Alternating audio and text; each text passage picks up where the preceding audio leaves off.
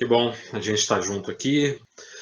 A minha partilha, minha fala, enfim, meus comentários, minha parte na contribuição é de uma reflexão mesmo, de problematização. O objetivo da minha fala é problematizador, não pretendo fechar questões e tal. Nós temos pensado muito, né, a questão da volta da escola, da volta das aulas. Nesse cenário de volta da escola, volta das aulas, eu tenho exercitado em pensar um pouco os próprios fundamentos da educação. Eu pretendo fazer aqui uma reflexão, uma problematização, um levantar de questões que talvez então pode nos dar aí algum chão, uma base, né, relembrar talvez algumas coisas para pensarmos então o aspecto prático da escola. Bom, a educação é um fenômeno abrangente, né? A educação é um fenômeno que envolve nossa vida do começo ao fim e de múltiplas formas. Então, quando nós pensamos o fenômeno da educação, nós não podemos pensá-lo apenas a partir da perspectiva formal, muito menos, né, escolar, mas enquanto fenômeno abrangente, que abrange, portanto, né, que toca também aspectos não formais e aspectos informais, né, tendo em vista aquela clássica divisão ou categorização aí das formas da educação, enquanto educação formal, informal e não formal, né? É um fenômeno abrangente, assim, envolve a vida toda e sobre a educação todo mundo tem alguma coisa a dizer. Todo mundo tem uma opinião, um palpite, uma visão, uma compreensão. Isso torna, então, o fenômeno educacional um fenômeno muito urgente de ser debatido, um fenômeno muito urgente de ser pensado, né, por toda a sociedade, por toda a comunidade. Envolve nossa vida como um todo, né? E uma vez que o fenômeno da educação nos toca cotidianamente e de forma bastante completa e complexa, integral, diversas áreas, né, da nossa vida, isso nos leva, então, a entender que a educação precisa ser um fenômeno problematizado, né? Além de pensado e refletido numa perspectiva problematizadora. Tentar cavucar um pouco suas bases, tentar cavucar um pouco a sua situação, esse fenômeno enquanto socialmente situado, antropologicamente fundamentado, né? Educação, a própria educação como dado antropológico. Então, nós precisamos problematizar o fenômeno da educação. E aí eu fico pensando, né? Bom, muito se diz que o grande investimento que um governo deve fazer, que a grande área que deve ser investida e por aí vai, é a área da educação. Essa é uma fala que aparece muito, né? Ah, vou investir em educação. Ah, o meu foco é educação, saúde e segurança, né? Geralmente as três áreas aí que se reverberam o tempo todo como as mais importantes, e nesses períodos eleitorais isso aparece muito. Tá. Então, o grande caminho, o grande trabalho a ser feito é investir em educação. Mas nós precisamos pensar muito, né, em qual tipo de educação. Não se transforma um país simplesmente investindo em educação, como, né, se a educação fosse esse fenômeno geral. Né? Em qual tipo de educação? Existem muitos projetos de educação. E quais são os interesses que interessam a cada um desses projetos? Quais são os direitos que o direito à educação nos dá? Né? Uma pergunta que tem aparecido muito. Que interesses interessam por detrás dos mais variados projetos educacionais? Então, sim, investimos em educação, mas em qual tipo? A educação não é uma realidade desinteressada, dessituada, desencarnada. A própria educação deve ser, portanto, um objeto de dúvida, um objeto de questionamento crítico. A educação não se dá no vazio, como dizia o Max Senas, né? A educação não é neutra, ela não é sem posicionamento social, político, antropológico. Então, qual tipo de educação? Qual visão de ser humano sustenta os mais variados projetos, ou cada um dos projetos? Qual visão antropológica há por detrás de cada visão pedagógica, visão educacional? Qual é, né, o projeto de ser humano? Que tipo de ser humano se quer com o tipo de educação que se quer? Então as coisas elas necessitam essa problematização porque nós vemos inúmeros projetos de educação diferenciados e que trazem consigo provavelmente então um projeto de humanidade, uma visão de ser humano, uma visão de mundo, uma visão de sociedade, uma visão de política. Enfim, qual a visão de ser humano então sustenta os projetos educacionais? Qual a visão de sociedade sustenta? E enfim, qual é a própria visão de educação que sustenta os projetos educacionais? O que se entende por educação quando se pensa educação? Quando se pensa um projeto educacional? Por isso que nós temos pensado, né, que tão importante, fundamentalmente importante, ao pensar a volta à escola, ao pensar a volta, né, à educação aí no pós-pandemia, é pensar a educação enquanto, né, voltado aí aos seus fundamentos. Tem muita coisa em jogo, tem muita coisa acontecendo, tem muitos interesses que estão interessando o pensar a educação nesse contexto que nós estamos vivendo e que pode condicionar muito o retorno, né, aí das aulas presenciais. Tem muita situação, né, muitos interesses, os interesses econômicos, né, a própria perspectiva do empreendedorismo, que é muito importante a gente pensar, né, o tipo de empreendedorismo que se entende, inclusive, o conceito de educação empreendedora. A educação, né, enquanto conceito ou realidade conceitual, ela é polissêmica. Nós temos uma polissemia do conceito. Nós vamos pegando aí os mais variados termos, as terminologias que vão dando sustentação à ideia de educação, nós vamos percebendo noções muito variadas, algumas complementares e outras até mesmo antagônicas, né?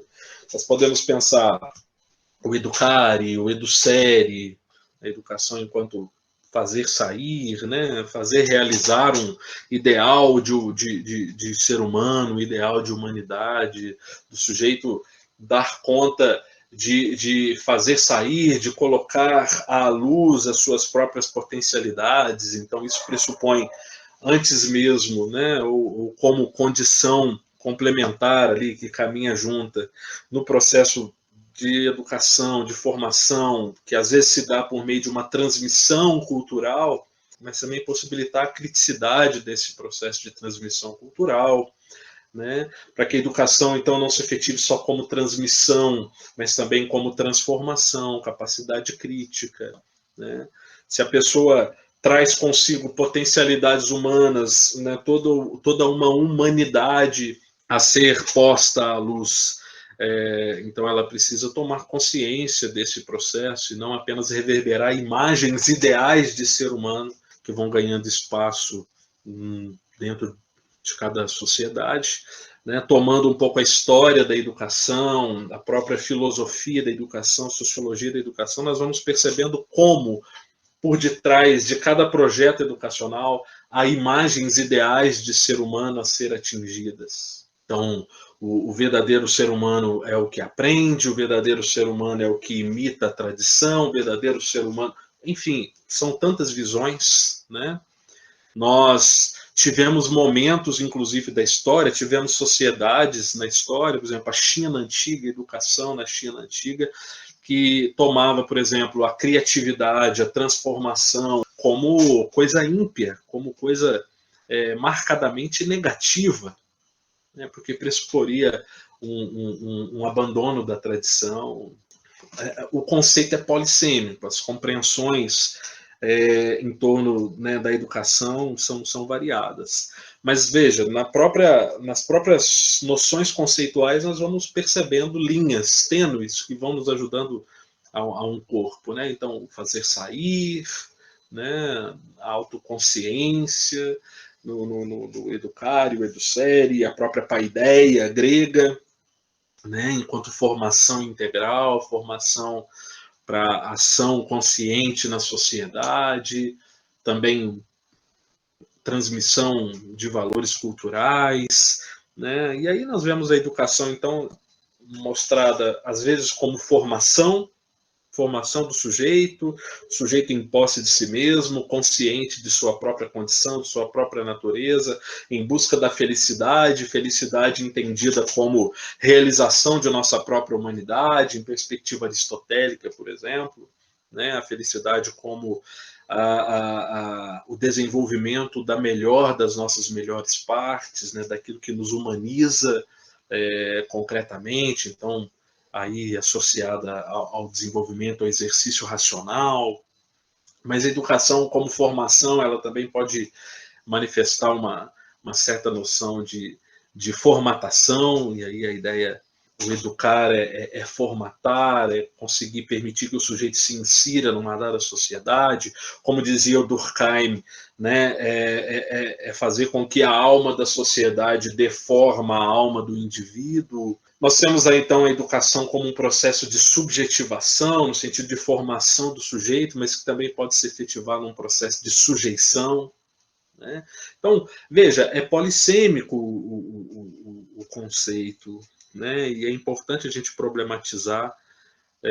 Então, quais são os conceitos, quais são as visões, quais são os projetos de sociedade que têm dado sustentação, então, a determinados projetos educacionais. Bom, eu estou na docência, eu leciono em um tempo relativamente curto. Eu dou aula, eu sou professor há 10 anos, né? Eu tenho aí uma década de docência. Mas nesses 10 anos que eu estou na docência, olha, eu vi muita coisa, eu tive a graça, a oportunidade de lecionar em diversos lugares, em diversas situações, né? Fui concursado na educação básica no estado em Minas, então fiquei por 8 anos lecionando filosofia, sociologia no ensino médio. Lecionei esses 10 anos numa escola particular. Lecionei na penitenciária de Três Corações por três anos, uma experiência humanizadora fantástica. No seminário diocesano em Campanha, em universidade particular e agora como concursado numa universidade pública, né? Diversos lugares, assim, experiências muito diversificadas de prática docente e que sempre nos revelou muito a exigência de que a docência fosse acompanhada de decência, né, e de extrema consideração à discência. Bom, nesses 10 anos até agora, né, a gente pôde muito perceber que o foco da educação não está muito na aprendizagem propriamente dita, mas sobretudo no processo, na vivência. Eu me lembro com muita gratidão, com muita alegria, por exemplo, da experiência da docência na penitenciária. A aprendizagem, né, o conteúdo, enfim, como isso às vezes era tão pequeno, não era o foco, mas como foi uma experiência que me marcou do ponto de vista humano. Olha, a penitenciária foi uma das situações em que eu me senti mais valorizado, mais feliz e realizado enquanto professor. O carinho era grande, o respeito era muito. E mesmo o interesse, eu lecionava filosofia na penitenciária, então dava debates, conversas muito bacanas. Enfim, em cada um dos lugares por onde eu passei, muito respeito e também diversos desafios, mas uma experiência bacana que me levou e tem me levado muito a pensar que esse foco que se tem dado muito à aprendizagem, esse foco que se tem dado muito à educação, né, do ponto de vista aí do formar para, do preparar para a sociedade, assim, eu acho que a gente tem impregnado o processo educacional de muitos objetivismos, sabe, essa ética do resultado, esse negócio do bater meta o tempo todo, essas avaliações aí da aprendizagem, essas provas universais, um foco muito objetivista, por vezes, a impressão que me dá, muito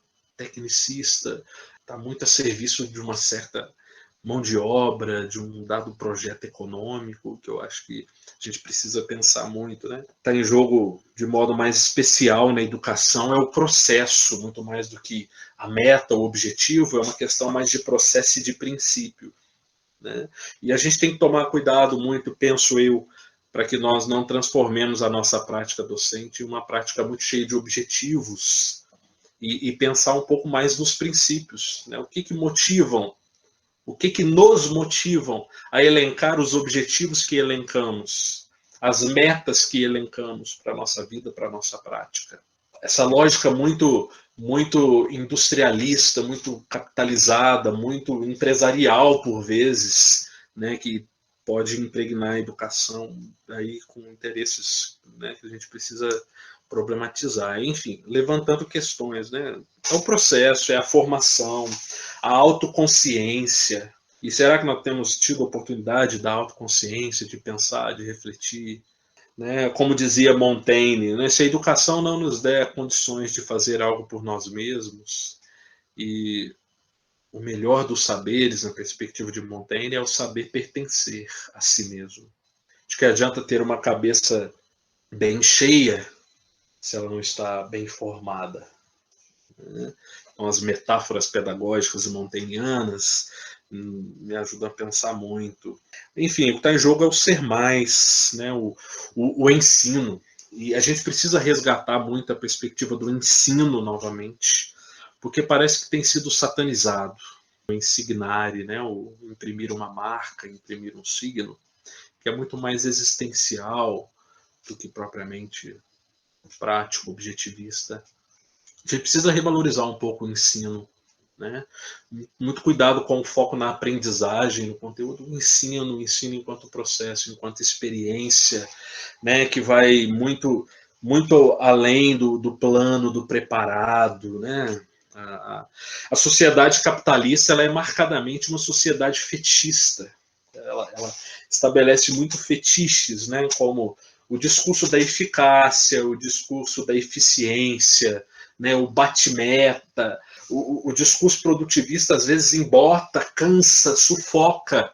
Bom, em última instância, parece então que o específico da educação é a alteridade, é o outro, tomado como fim em si mesmo, um paradigma ético fundamental, né? A própria lógica do preparar para o mercado de trabalho. Para qual tipo de mercado de trabalho?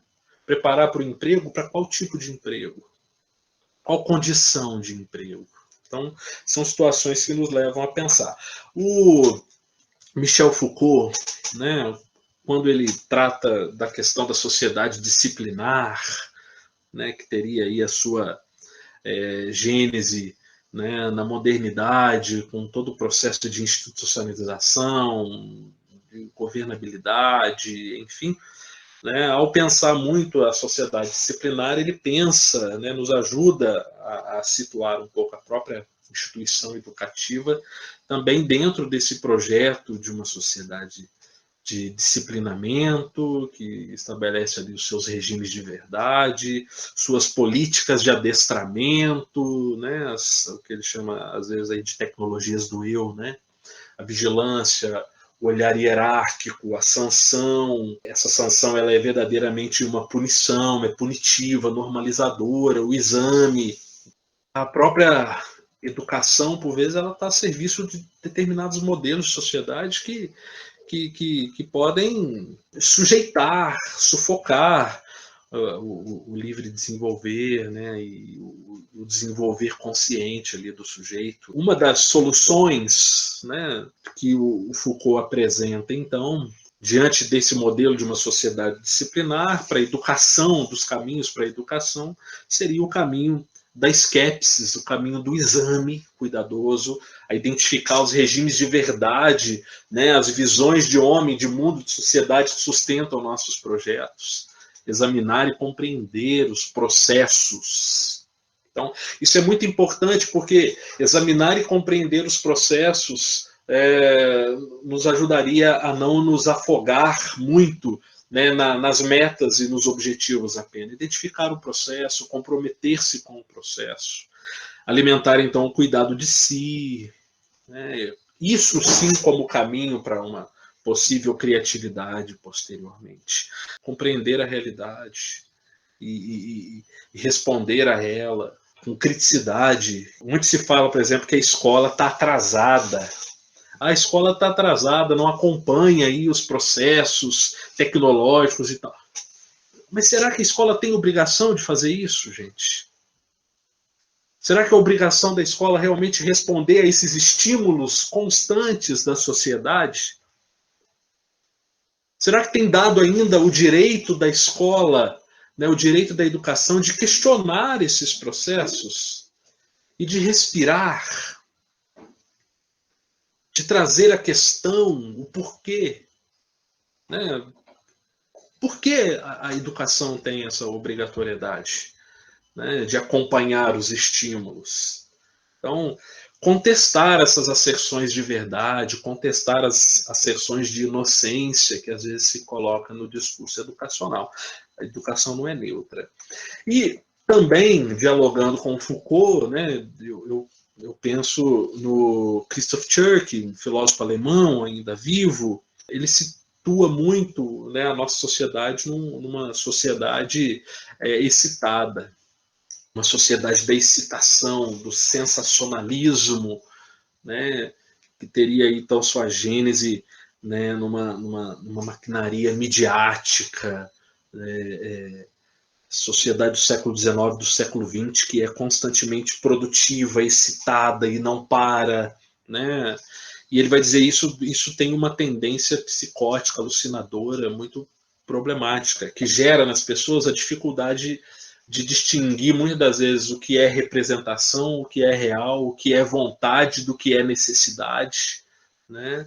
E a virtualização da realidade, que opera uma verdadeira revolução, segundo Tchurch, no processo de imaginação, no processo de compreensão, no processo mesmo de ritualização da realidade. Isso encaminha, segundo Tchurch, isso, né, que ele vai chamar de cultura do déficit de atenção, o famoso TDAH, né?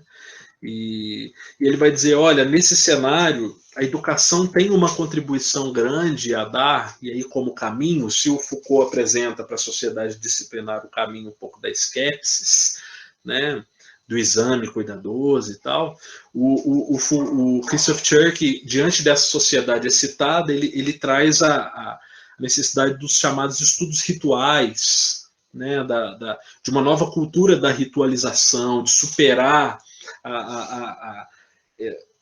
essa pressa, recusar o entretenimentismo da educação, recusar esse processo de que a educação tem que estar a serviço desse aceleramento social que não nos permite parar e aprofundar em nada, que não nos permite muito, né, uma reflexão aprofundada, demorada nas coisas. A gente tem muita pressa, tem muita meta, você tem que bater, você tem que atingir.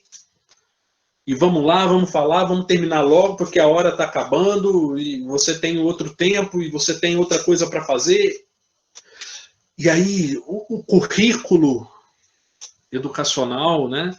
E veja, né, o currículo é cultura é currículo, né, se reverbera no currículo e por aí vai. Tomás Tadeu Silva fala muito disso, né, pedagogia como cultura como pedagogia. E aí o Tchurch nos ajudando a pensar muito nisso, a necessidade, então, de se aprofundar, a necessidade de demorar mais um pouco nas coisas. Mais do que produzir, né, para bater metas e por aí vai, a gente, então, pensar aí no aprofundamento, no demorar, né, a capacidade de problematizar, de mergulhar, de aprofundar, e não apenas de responder a estímulos produtivistas, por vezes economicistas, e não muito, né, mais mercadológicos do que antropológicos esses interesses. Nos ajuda a pensar. Então, encaminho aqui o encerramento da minha fala por meio de uma breve leitura, né, de um texto aqui que nós produzimos pensando um pouco essas duas datas comemorativas, né? O 20 de maio como dia do pedagogo e tal, e o 15 de outubro aí como o dia do professor. Vivemos tempos em que necessitaremos cada vez mais de pedagogos, de educadores, professores conscientes de que a educação é um grande bem a ser defendido e especialmente uma realidade a ser pensada com criticidade pelos próprios profissionais da área. No Brasil, o ataque à educação tem se tornado cada vez mais frontal e sistematizado.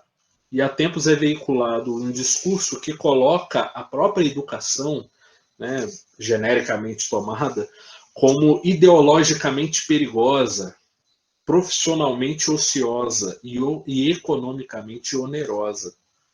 Temos a impressão de que isso foi tomado quase como que um projeto mesmo de governo, né, engolindo projetos de Estado, políticas de Estado que visem aí uma promoção da dignidade integral da pessoa humana e da própria educação. Parece que há um claro projeto em curso, marcadamente economicista, genocida por vezes, né, que tem pensado e trabalhado muito por meio, né, para a fragilização da educação, do trabalho do educador, né, de sucatear a educação, a retórica de que o professor é peça ultrapassada, de que o professor pode ser substituído por processos de robotização, que o professor pode ser substituído, né, por tecnologias das mais variadas, né, que o professor, o educador, o pedagogo é alguém que não deu sorte, que não teve sucesso em nenhuma outra área na vida e sobrou então um dinheirinho para pagar uma faculdade de pedagogia ou o curso de licenciatura que é barato. Então não teve chance de ser bom em outra coisa e sobrou ser professor, e às vezes tem se difundido muito essa retórica. A maquinaria socioeconômica trabalha para desconstruir a educação, ou pelo menos para absorvê-la como serva, como escrava de um projeto economicista que, né, tem beirado a um ultraliberalismo. Esse projeto não consegue vislumbrar desenvolvimento sem atacar a classe trabalhadora, sem atacar a educação. Essa é uma questão importante para a gente pensar, né? Um verdadeiro desmonte, uma verdadeira arte de agredir a educação, os educadores, uma cultura de morte que não não tem solidariedade com nada e ainda diz, né, e daí para tudo e todos. Então, que concepção de ser humano há nisso? Importante a gente situar, a gente pensar, né?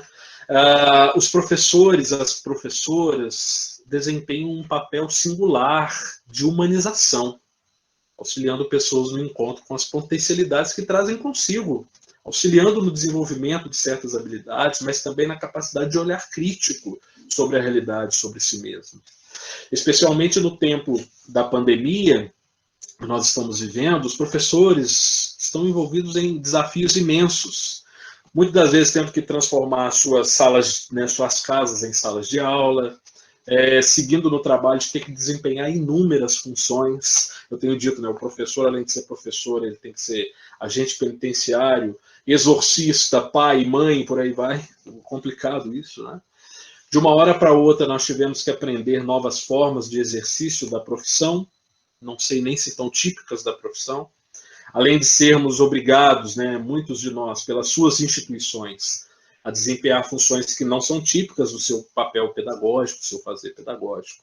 Então, expostos em vídeos que às vezes nem respeitam, né, o direito de imagem, tendo que gravar aulas, né, com programas complexos que às vezes leva longo tempo, o sujeito não tem preparo às vezes para isso, né? Às vezes para a gente divulgar uma aula de 40, 50 minutos, lá se vão 10 horas de trabalho, processo de gravação, preparação, edição, né, renderização dos vídeos e tal. Um outro grande desafio é a própria aquisição de recursos tecnológicos. A maioria esmagadora dos professores não recebeu um material sequer, né, tendo que investir do próprio bolso em instrumentos que já eram caros e que com a pandemia tiveram ainda uma alta maior de preços, né.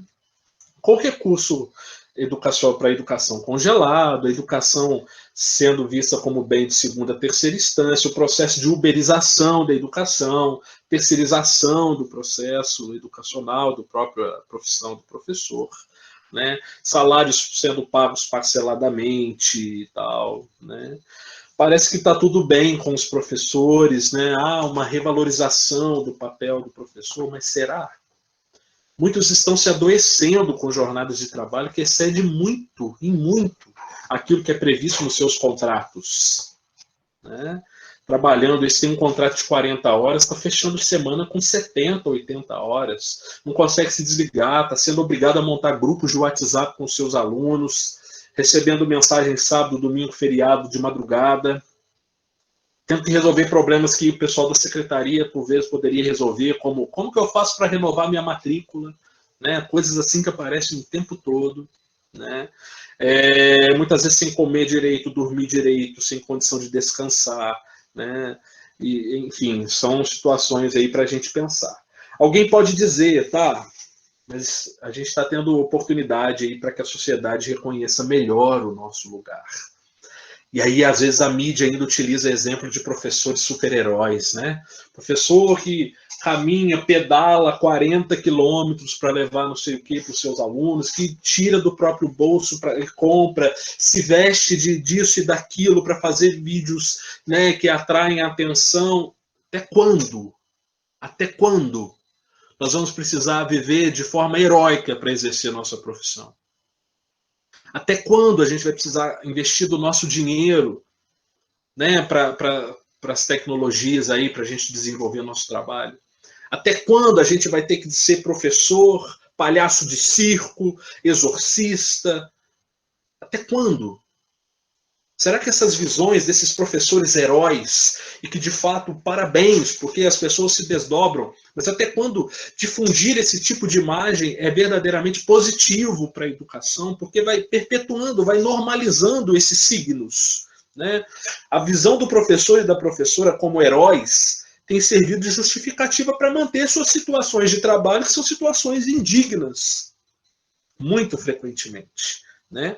E para piorar ainda, né, às vezes essa onda aí do professor como perigoso ideologicamente e tal, né? Então essas datas fortes, dia do professor, isso tem servido para quê? Que importância essas importâncias de fato têm? Não estou fazendo aqui um discurso pessimista, vitimista, fechando, né? Não. Nós amamos o que fazemos, né? Provavelmente a maioria de nós aqui, se não todos, vão dizer que não, que é muito bom ser professor, né? Que há uma realização quando nós vemos os olhares atentos dos nossos estudantes, quantas experiências, quantas superações, isso nos alimenta, né? Isso nos move. De fato, nós, professores, somos profetas da esperança. Nós somos pessoas que investem na fé na humanidade. Nós precisamos disso, inclusive, para manter viva a nossa fé na nossa profissão, o nosso trabalho, né? Mas veja, nós não podemos, à custa dessa esperança e dessa fé que temos na humanidade, nós não podemos aceitar e nos submeter a tantas situações de indignidade ao discurso do heroísmo na profissão. Porque se somos profetas da esperança, nós temos o direito, o dever e precisamos lutar para que essa visão positiva, essa esperança que trazemos em nós, seja alimentada concretamente, tanto por meio de uma valorização moral daquilo que fazemos, que às vezes até tem, mas também por uma valorização estrutural, integral, digna. Nós somos um ser integral, então a valorização, né? Então o professor não é um mero papel social, nós somos uma pessoa humana. Uma das grandes pautas de agora é o uso das tecnologias na educação, né? Não é um problema propriamente, o problema é que essas tecnologias, às vezes no processo, elas são apropriadas como fonte de aumento de lucro para um grupo pequeno e que quer nos obrigar a amar o que pouco a pouco tem nos esmagado, que quer nos obrigar a amar determinados meios que inseridos dentro de um processo, né, dentro de um modo de produção, não nos dignifica. Né? Então, pera lá, nós precisamos entender que, por vezes, essa resistência que muitos professores têm às novas tecnologias, que nem são tão novas assim, é, na verdade, muito mais uma resistência à conjuntura de uso dessas tecnologias, ao modo, ao sistema econômico, político né, e o que está por detrás desses projetos educacionais enquanto projeto econômico, enquanto projeto político. Se usarmos essas tecnologias tal como estamos sendo obrigados a usá-las, sabemos que estaremos sendo peças-chave para a perpetuação de um status de desumanidade e de exploração de nós mesmos, que já perdura há anos, né? Para alimentar um círculo vicioso de um projeto que vem muito mais para explorar a muitos, né?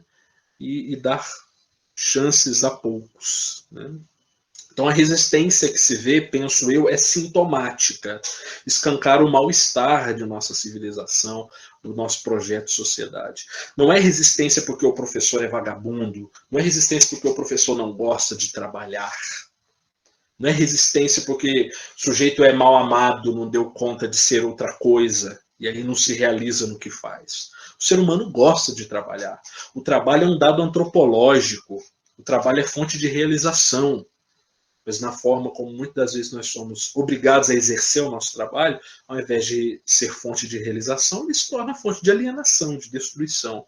E aí quem se realiza dessa forma? O que está em jogo, então, não é gostar ou não gostar de trabalhar, gostar ou não gostar das tecnologias, mas é a forma, a conjuntura que está aí dando sustentação a esses discursos. Se a dignidade do trabalhador não é respeitada enquanto ele exerce o seu trabalho, o trabalho jamais poderá ser considerado como coisa digna. Não vale tudo, não vale um sinal verde, não vale qualquer carteirada de trabalho, e não vale uma carteira de trabalho verde, amarela, sucateando a realidade do trabalhador, a fim de manter o emprego, o subemprego. Porque esse tipo de trabalho não traz realização, traz destruição, alienação, perda de sonho, perda de criticidade.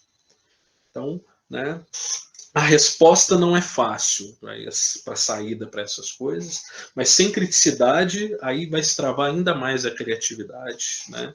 E aí nós podemos inventar saídas e soluções que vão nos maltratar e desvalorizar ainda mais. Então, professor, professora, pedagogo, pedagoga não será jamais uma peça funcional de planejamento, de execução de um setor do complexo social. Somos pessoas humanas que pensam no humano, que promovem o humano, uma ciência humanizada. E diante disso, então, nós pensamos, o contexto que vivemos exige consciência, autoconsciência, criticidade, resistência, docência, decência, discência. E seremos nós, os profissionais da educação, os grandes responsáveis pela condução nesse momento de combate, que é um combate de lucidez, de profetismo, de esperança, de que tanto necessitamos. É o espaço realmente para o diálogo, para a problematização. Bom, por enquanto é isso. Obrigado pela oportunidade, pela paciência aí de me ouvirem. Obrigado.